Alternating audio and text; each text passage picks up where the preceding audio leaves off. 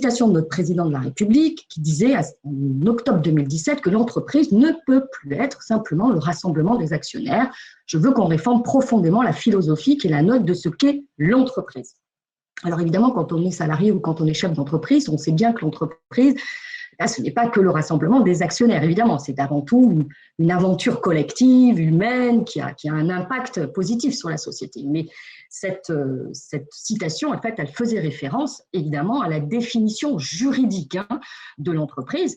Et je vous rappelle que jusqu'à présent, jusqu'avant la promulgation de la loi Pacte, eh bien, d'un point de vue juridique, la définition d'une entreprise, c'était celle-ci, c'est-à-dire une société qui était constituée dans l'intérêt commun des associés en vue d'en partager les bénéfices. On comprend mieux, du coup, la citation du président.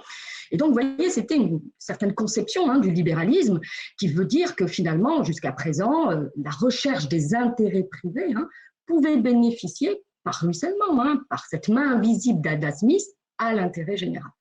Or, on se rend compte tout de même que ce libéralisme-là et cette conception de l'entreprise montrent ses limites et qu'il y avait matière donc à modifier la définition juridique de l'entreprise.